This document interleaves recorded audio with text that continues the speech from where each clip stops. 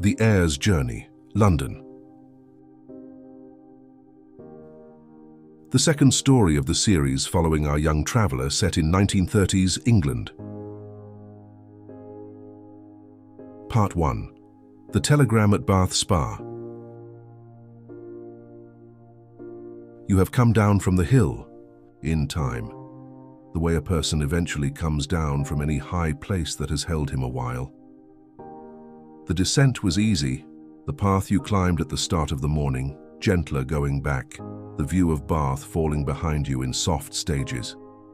The Abbey Tower vanished first, then the long arc of the crescent, then the curve of the river. And at last, you were back among the streets of the city, the pale stone close around you again, and the afternoon had become the kind of slow, settled afternoon that asks nothing of anyone. You returned to the guest house. You thanked the landlady. You took your bag. Light as ever, you have packed only what you need, and you walked the short streets to Bath Spa station. Now you are standing on the platform in the quiet pre-departure way of a man who is not entirely sure where he is going next, but who trusts that the next station, whichever it turns out to be, will be the right one. The platform is almost empty. A porter sweeps unhurriedly at the far end, the soft hiss of his broom carrying clearly along the empty space. A pigeon walks the edge of the platform with the patient, slightly aggrieved expression that pigeons reserve for places where no one is dropping crumbs. The great cream and chocolate sign above the platform spells out Bath Spa in the calm, confident lettering of the old Great Western Railway. The afternoon light slants in beneath the canopy in long, warm bars across the worn flagstones. You set your bag at your feet. It is at that precise moment that the boy approaches. He is perhaps 14, a clean cap, a uniform a little too large for him in the shoulders. In his hand, a folded slip of yellow paper that you recognize, even before he speaks, as a telegram. He glances at the paper, glances at you and asks, with the careful courtesy of a child who has been taught to be careful, whether you would be the gentleman the telegram is for. Seeing your name on the telegram, you agree that in all likelihood you are. He hands you the slip. He stands a respectful step back, in case there is to be any reply. You unfold it. The paper is thin. The print is the small, sharp print of the wire office. The words are arranged in the broken, breathless way of telegrams everywhere, each phrase separated from the next by the small, bare word that telegrams have always used to mark the place where a sentence ends. Regret to inform you of death of your uncle Egbert. Stop as sole heir. Your presence is required in London.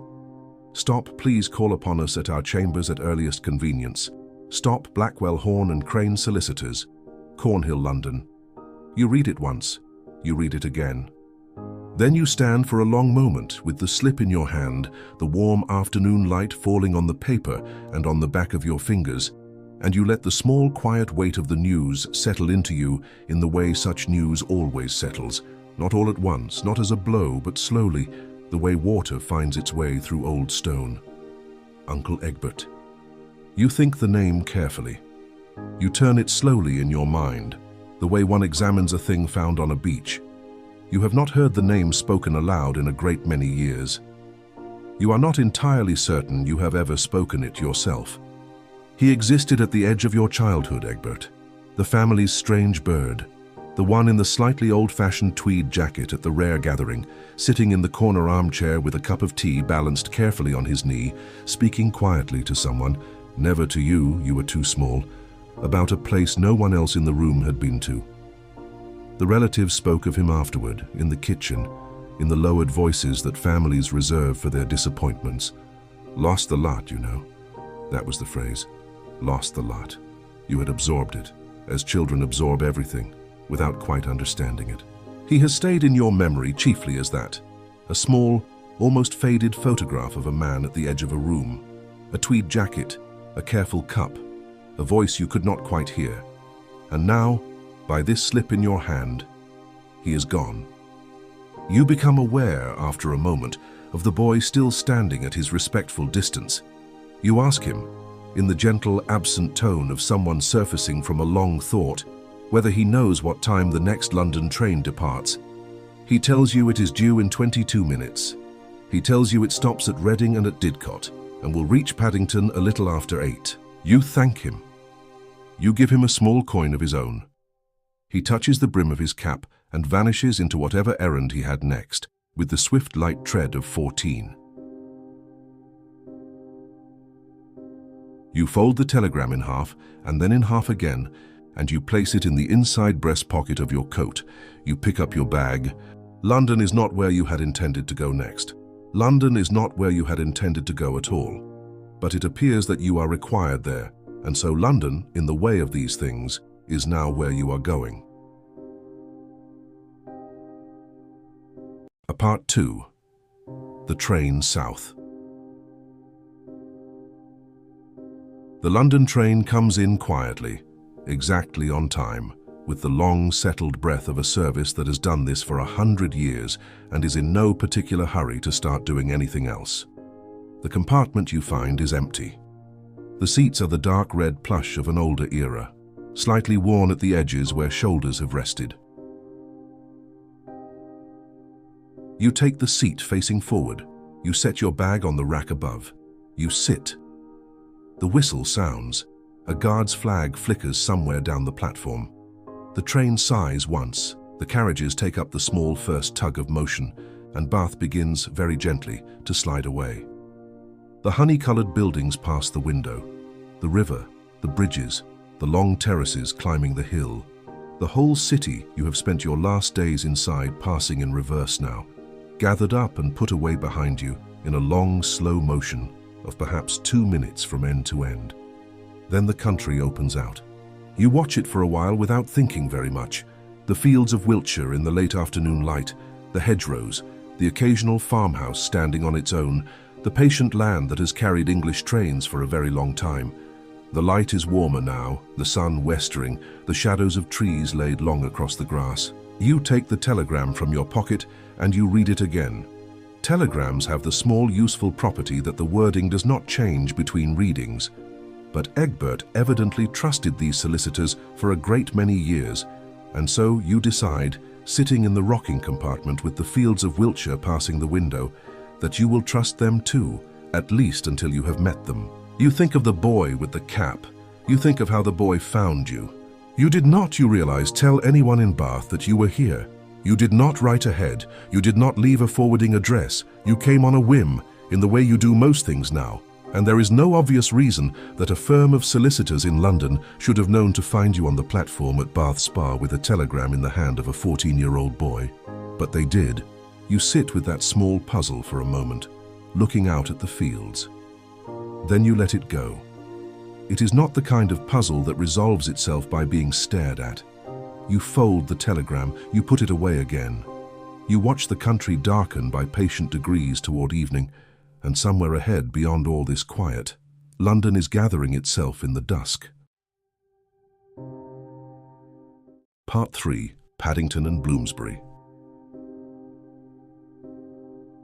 The first sign of the city is the thickening of the houses. The fields shrink.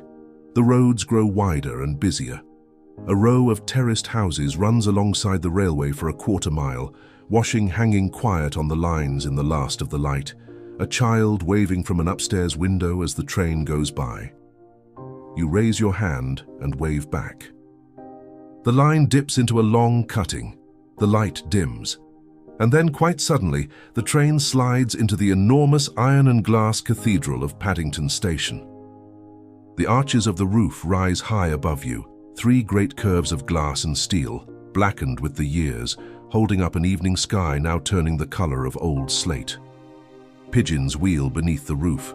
The platforms stretch away in their long parallel lines, lit by the soft yellow glow of the lamps. There is steam. There is always a little steam at Paddington, drifting up from somewhere along the platforms and dissolving slowly into the great cool air of the station. The train comes to a gentle stop. The doors open. You take your bag from the rack and you step out onto the platform. The air of London meets you. It is different from the air of Bath. Cooler, busier, carrying within it the faint, ordinary sense of a great city at evening.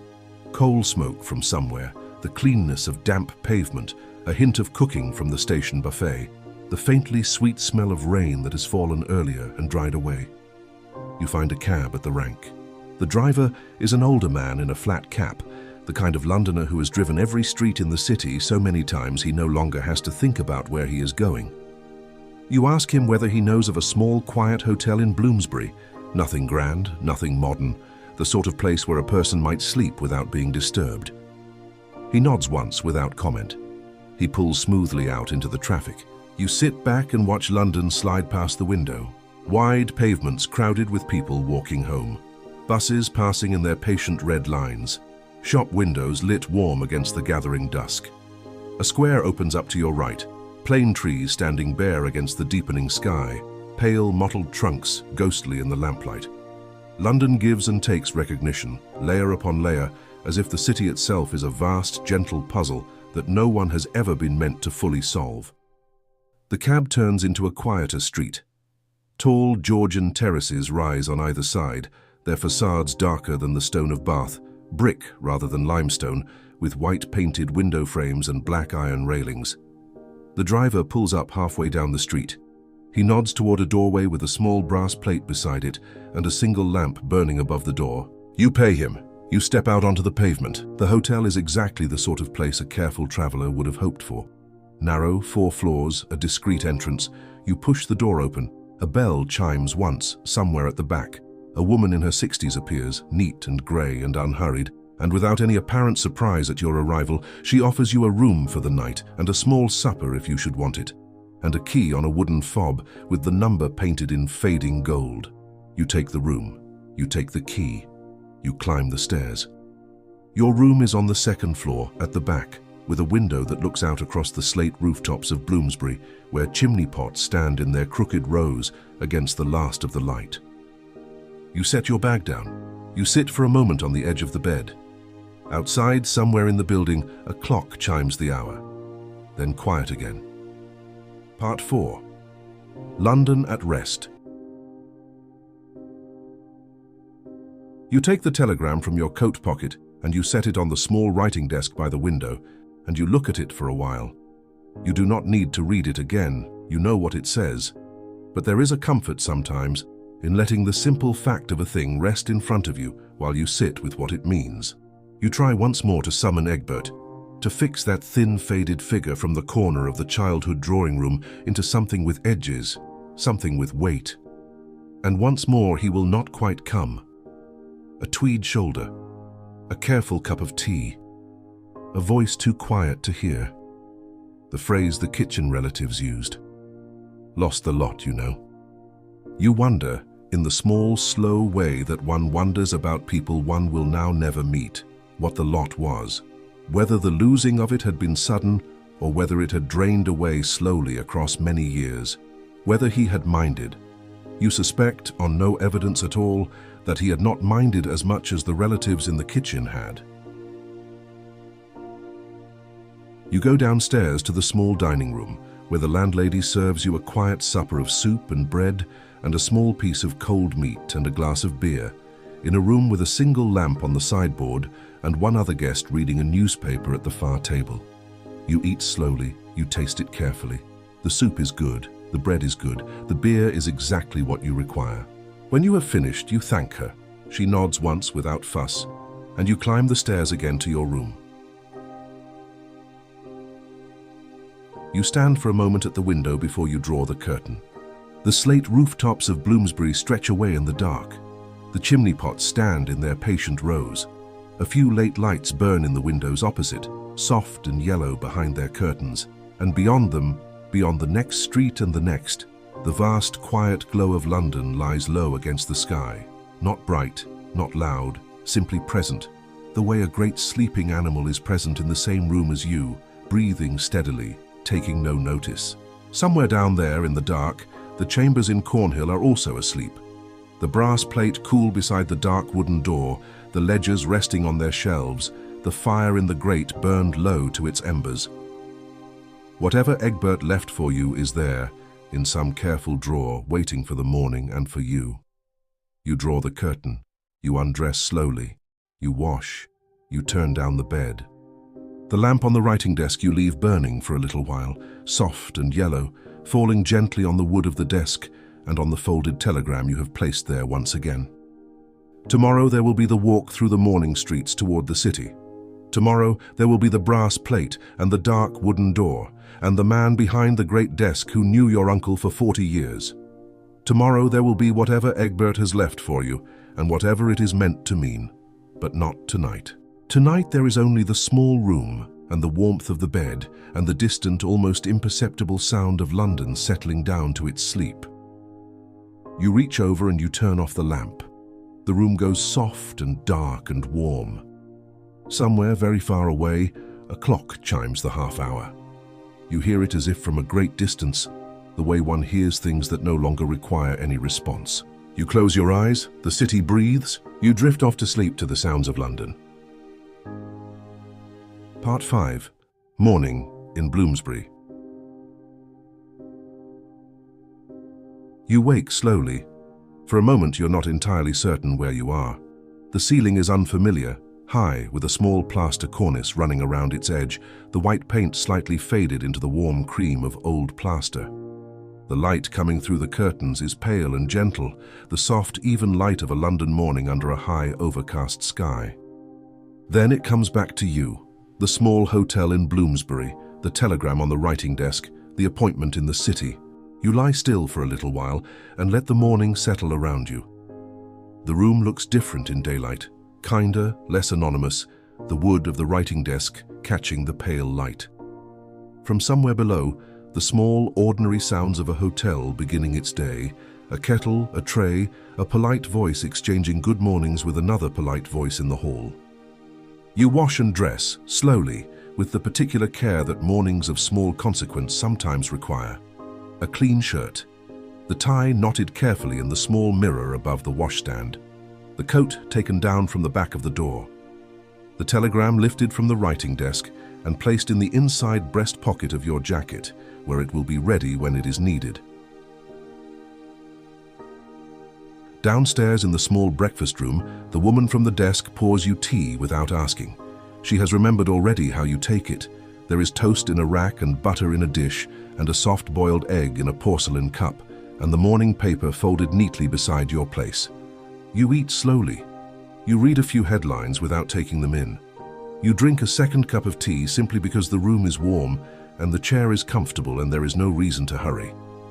When you are ready, and you take your time being ready, you thank the woman and you get ready to step out into the London morning. Part 6. Into the city. The air is cool and clean. The overnight rain has rinsed the pavements, and the smell of London this morning is the smell of damp stone and wet plane trees and the faint distant smoke of 1,000 breakfast fires.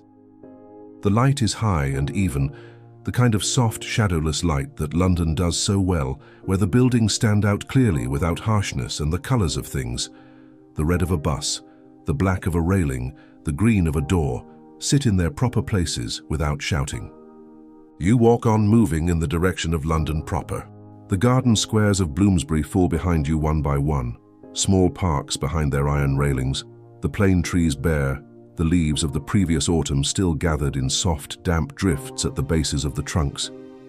You pass a square where a few small children are playing, under the careful eye of a nursemaid in a grey coat. You pass a square where an old man is feeding pigeons from a paper bag, with the dignified concentration of a man performing an important duty. You pass a square where there is no one at all, only the wet trees and the empty benches and the soft cooing of the birds. You walk south. The streets grow busier. The traffic thickens.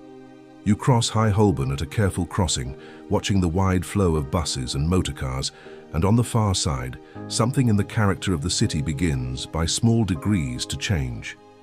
You are entering the city now, that older, denser, more interior London that lies inside the long curve of the Thames, the city of clerks and ledgers and counting houses, of narrow streets that have remembered themselves through fires, floods, and the slow weight of the centuries. The buildings here are soot-darkened brick and old stone. The doorways are narrow. The windows are deep set. The names painted on the windows are the names of firms: Messieurs so-and-so, insurance brokers, Messieurs. Such and such, Wine merchants since 1812. Small, dignified declarations of long, quiet usefulness. The streets narrow. The sky narrows with them. A faint river fog lies low along the pavements, soft and white, drifting up from the Thames somewhere to your south and slipping between the buildings like a thing that knows its way home. The smell of coal smoke is on the air here, in a way it was not in Bloomsbury. The small, bitter sweetness of 100 grates burning at once, somewhere above the rooftops you cannot quite see. You walk on. A clerk hurries past you in a dark coat, a folder of papers clutched under his arm. Two older gentlemen are in quiet conversation on the corner outside a chop house. The muffled clatter of the city, wheels on stone, hooves, a delivery boy whistling somewhere, rises and falls in soft layers around you as if heard through the wool of the fog. You pass beneath the dark spire of an old church, blackened by centuries of smoke, its small graveyard pressed in between the surrounding buildings as if it had been there first and the buildings had grown carefully around it. You pass under a stone archway. You turn into a narrower street and then a narrower one still, and the name carved into the stone at the corner is the name you have been walking toward. Cornhill. Part 7. The Brass Plate. You stand for a moment at the foot of the street. Cornhill is one of the old streets of the city.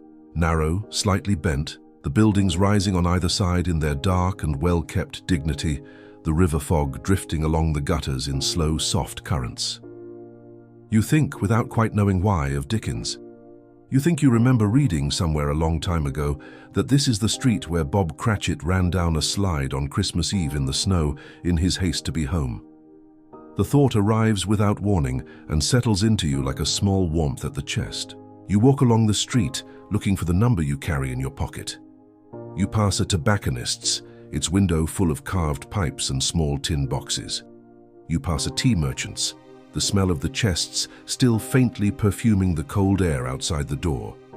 You pass a wine merchant's whose painted sign claims, in modest gold lettering, to have been at this address since 1798. And then you find it. A narrow doorway. A dark wooden door, very old, the wood blackened by the years and the smoke, the brass of its small letterbox polished to a soft, warm shine by the patient hand of someone who has been polishing it for a long time. Beside the door, set into the stone of the wall, a brass plate. The plate is small. The brass is older than the door. The engraving is the careful lettering of an earlier century. Blackwell, Horn and Crane Solicitors. Established 1847. You take a small breath of the cool, fog-tinted air of Cornhill. You climb the two worn stone steps. You pull the brass bell handle beside the door. Somewhere inside the building a bell rings, soft and distant, like a bell from some other century altogether. Part 8. Chambers. The door is opened by a young clerk in a dark suit, who greets you by name and shows you into a hallway of dark wood paneling and very old carpet and a soft settled silence that seems to belong to the building rather than to the morning. He takes your coat. He invites you to wait a moment in the small reception room while he announces you. The reception room is paneled in the same dark wood. A small coal fire burns quietly in a corner grate, throwing its warm, low light across the floor.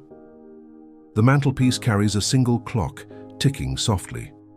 The muffled clatter of Cornhill outside the window comes through the thick old glass like a sound from a great distance. You sit. The chair is deep and comfortable. The fire is warm. You wait without impatience. The clerk returns. He asks if you would be so kind as to follow him. You climb a wide wooden staircase, 2 flights up, along a corridor of polished floorboards and dark doors, each door bearing a small brass nameplate, too discreet to read in passing. At the end of the corridor, he opens the last door and stands aside. The room is larger than you expected, but somehow more enclosed, high-ceilinged, panelled floor to ceiling, in the same dark wood as the hallways, with 2 tall windows looking out across the dim morning of Cornhill. The river fog lies just outside the glass, softening the buildings opposite into pale grey shapes. The walls are lined with bookshelves, and with the bound volumes of ledgers, brown and red and black, their spines stamped with dates that climb backward into the previous century. Along one wall, between two of the shelves, a small coal fire mutters quietly in an iron grate. Above the grate, an oil portrait of an elderly gentleman in a black coat regards the room with the same careful, unhurried attention he must have given it in life. Behind a great mahogany desk, an elderly gentleman with white hair and a careful, weathered face rises slowly to greet you. His name is Mr. Horn. He shakes your hand with both of his, gently, in the manner of a man who has known your uncle for a very long time. He invites you to sit. The clerk closes the door behind himself and is gone. A small tray has been set on the corner of the desk. A proper pot of tea, a small jug of milk, 2 cups and saucers of fine old china that do not quite match. Mr. Horn pours. He asks, with quiet courtesy, after your journey. He is glad, he says, that the telegram reached you in good time. The boy at Bath Spa Station, he hopes, was a credit to his employer. He pauses and looks at the tea in his cup for a moment, and then he sets the cup down and folds his hands carefully on the desk.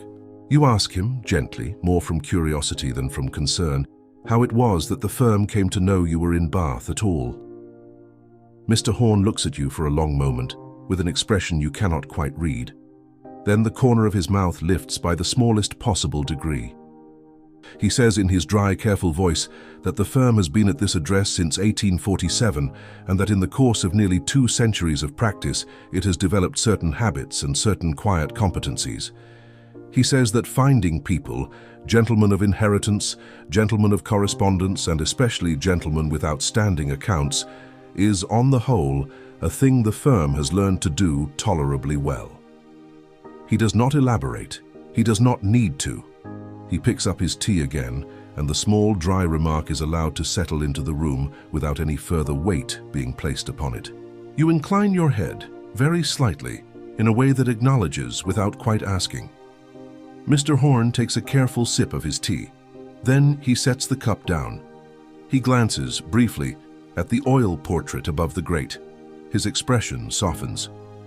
He tells you that the gentleman in the portrait is the late Mr. Blackwell, the senior partner, the founder, in a sense, of everything that goes on in this building. He passed away, Mr. Horn says it carefully, several years ago, at a great age, after a life of patient service to a small number of very particular clients. Among those clients, for very nearly the whole of his career, was your uncle. Mr. Horn pauses.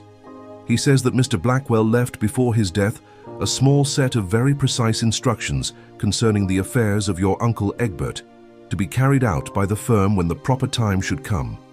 That time, Mr. Horn says, has now come. He folds his hands on the desk again. He says he hopes you will be patient with him. There is, he says, a certain order in which these matters must be explained. Because the truth of them, he says quietly, is not quite what your family supposed. Part 9. The Truth About Uncle Egbert. You sit very still. The fire mutters in the grate. The river fog presses gently at the windows. The clock on the mantelpiece ticks its soft and patient tick. Mr. Horn takes a slow breath and begins. He tells you first, what you already half know. The family fortune is gone. It has been gone for the better part of 50 years. It was not, however, and this is the small important thing, lost all at once. It drained away slowly, across 2 generations and several cousins, in the patient way English fortunes have always preferred to drain. By the time your Uncle Egbert came into his portion of it, what remained was the last quiet inch in the bottom of a long cup that had been steadily emptying for half a century. The family looked at him in due course and decided that he was the one who had finally tipped it over. Mr. Horn pauses. He says mildly that the family was mistaken. He says that your uncle did not lose his portion. He did something else with it. He spent it, certainly, every penny over nearly 50 years of travel, but he did not waste it. He bought things, small things by and large, a piece of porcelain in Vienna, a bronze in Prague, a bolt of embroidered silk in Marrakesh, a jade carving in Hangzhou, a watercolor in the Hebrides, a particular book, in a particular small bookshop he had been searching for 30 years in a small town in northern France. None of them, individually, of enormous value. All of them chosen, Mr. Horn says, with a remarkable eye. He pauses again. Then he says the thing that you understand, even before he says it, is the thing he has been working his way around to. Your uncle did not, on the whole, bring these things home. He left them. In each place. With the person who had sold them to him, or a neighbor of that person, or a friend he had made on the journey. Always with someone who could be trusted to keep the things safe for a long, indefinite period. Always with a small, dry agreement that someone would, in due course, come to collect. Mr. Horn gestures gently toward the bookshelves behind him. The firm has the records, he says. Mr. Blackwell kept them in great detail and passed them to the firm before his death. There are, by their count, somewhere between 60 and 80 such items scattered across some 4 continents, each one waiting with its custodian for the day someone would come. Your uncle, Mr. Horn says, lived in the careful expectation that someone would eventually be that person. He hoped that it would be someone in the family, someone who would not regard the assignment as a burden, but as the gift it was always intended to be. He left only a single condition. The person should be made entirely free to begin or not begin, in whatever direction the world happened to draw them, in whatever time they chose to take. You are, Mr. Horn says, the sole heir. You ask him, after a long moment, why the firm does not simply gather these things itself, why the burden falls to you. Mr. Horn smiles very slightly. We could, of course, attempt to collect on your behalf, he says, in his quiet, dry, careful way. But I am afraid that by the time we had finished paying for it, for the agents and the shipping and the insurance and the storage in every port of every continent in the world, there would be very little left for you. Your uncle was, in this respect, rather more economical than he appeared. He pauses. He looks down at his folded hands. He adds more softly, and in any case, I do not believe that is what he wished. Part 10. The Box. Mr. Horn reaches into a drawer and withdraws a small wooden box. It is plain, dark, close-grained wood, about the size of a thick book, with a small brass clasp and a faint inlay of a single line running around its lid. He sets it gently on the desk between you. He says he will leave you to open it in your own time. He has papers requiring his attention in another room for perhaps a quarter of an hour. He rises and bows slightly and leaves the room. The door closes behind him with the soft, well-oiled sound of a door that has been closing softly for a very long time. You are alone with the box. For a moment, you do nothing. The fire mutters. The clock ticks. The morning light falls across the desk and across the wood of the box in a pale, even sheet. The late Mr. Blackwell watches you, mildly, from his portrait. You undo the small brass clasp. You lift the lid. Inside, resting on a lining of dark green velvet, is a single book, a notebook. Leather-bound, the leather softened by years of handling, the corners gently worn, the spine creased in the long, comfortable way of a book that has lived in coat pockets and rucksacks across more countries than most books ever see. The cover is a deep oxblood red, and in the center, embossed in a faded gold, are the letters E.A., and beneath them, in smaller letters, the single word, Curiosities. You lift it from the box. It is heavier than you expected. It is the weight of a thing that has been used. You open it. The first page bears, in your uncle's small, careful hand, a list of names and places in 2 neat columns, with a date beside each. The dates begin in 1907. The last entry is from the year before last. The list continues on the second page, and the third, and the fourth, until you stop counting and turn instead to the body of the book. The body is something quite different.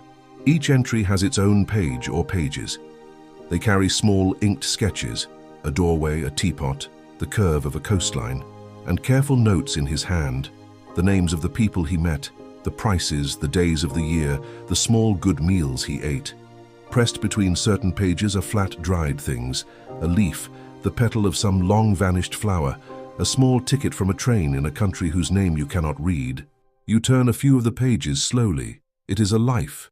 You are holding a life in your hands. He had not lost a thing. He had loved a great deal of the world and had bought a small piece of his love in each place and had asked a kind stranger to mind it for him until someone with the patience to come and find it should appear. At some point, turning the pages slowly, you become aware that not all of them are quite flat. Several have something pressed between them that is not a leaf and not a petal. You ease the pages apart.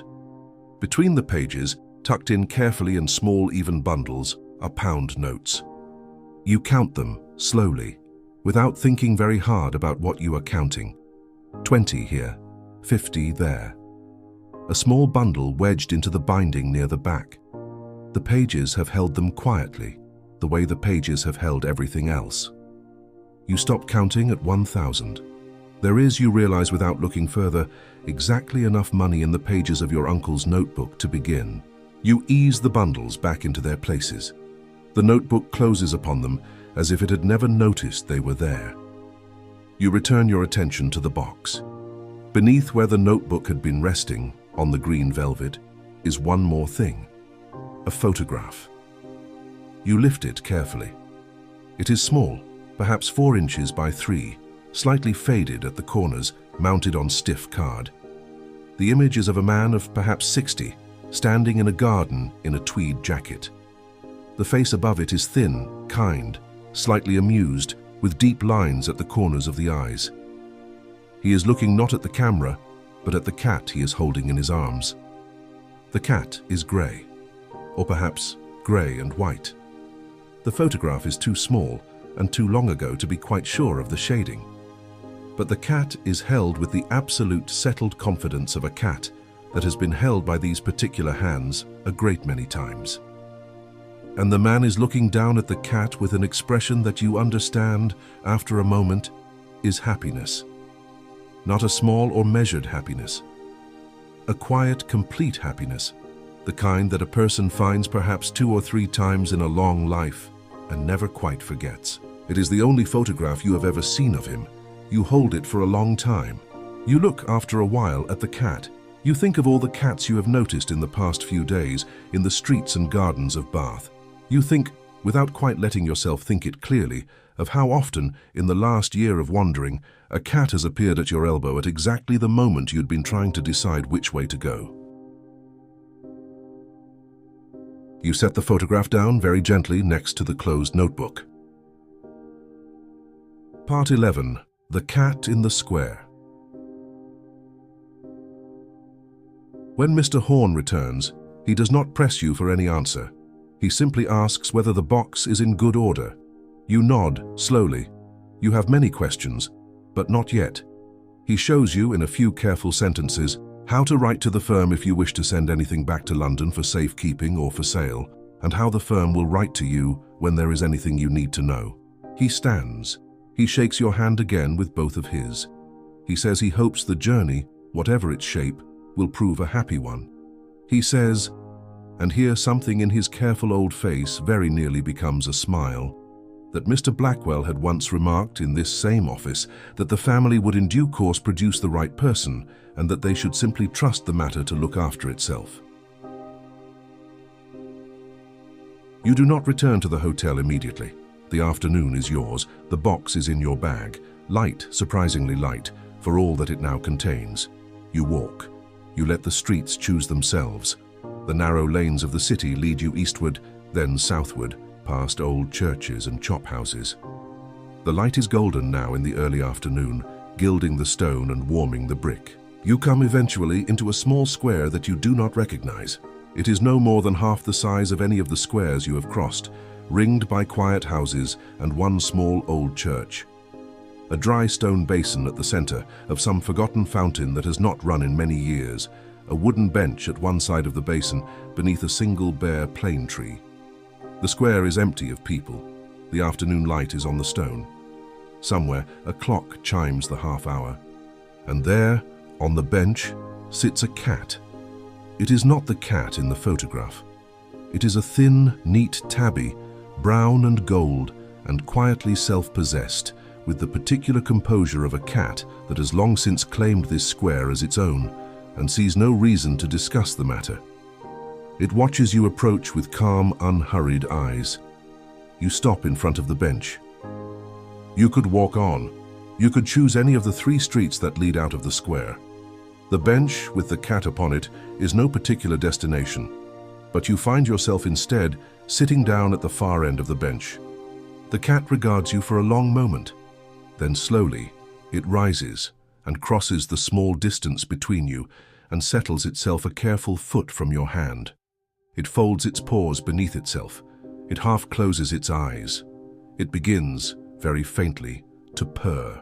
After a while, you take the wooden box from your bag and you open it. You take out the notebook. You take, also, the photograph. You set the photograph on top of the closed notebook on the bench. You look again at your uncle in his tweed jacket and at the cat he is holding so contentedly in his arms. You glance, without quite meaning to, at the tabby beside you. The tabby is looking at the photograph. Or perhaps it is looking at nothing in particular. It is impossible to say. You open the notebook. You turn slowly to the first page of the body, and you read with proper attention now the first long entry. It is dated 1907. It is for London.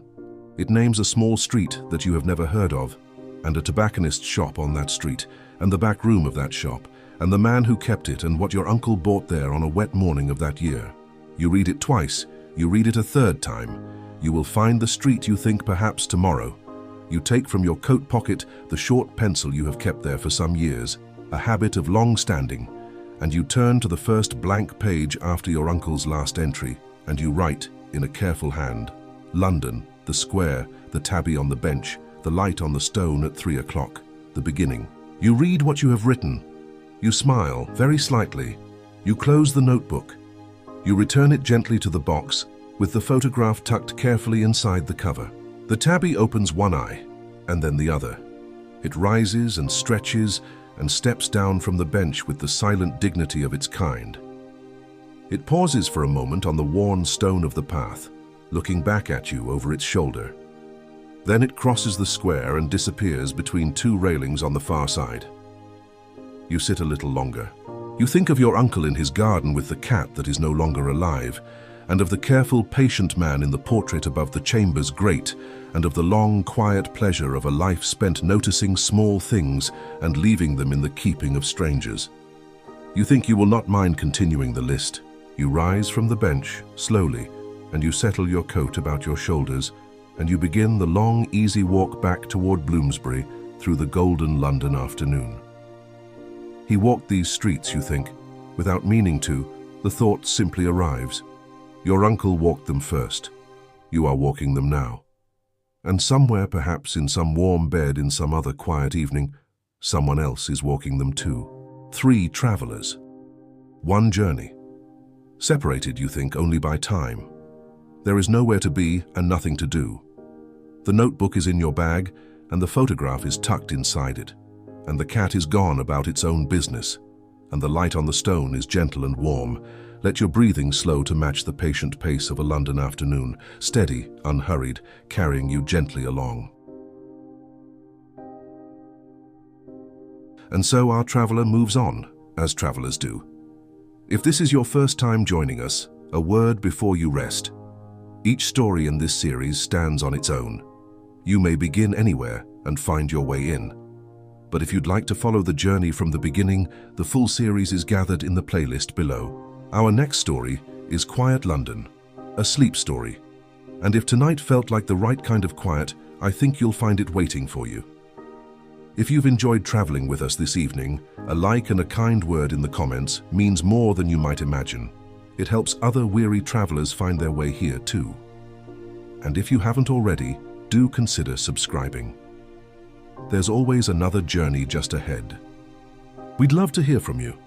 Is there a city, a landscape, a quiet corner of the world you'd like our traveller to visit? Leave your destination in the comments below. Until next time, rest well and many happy journeys.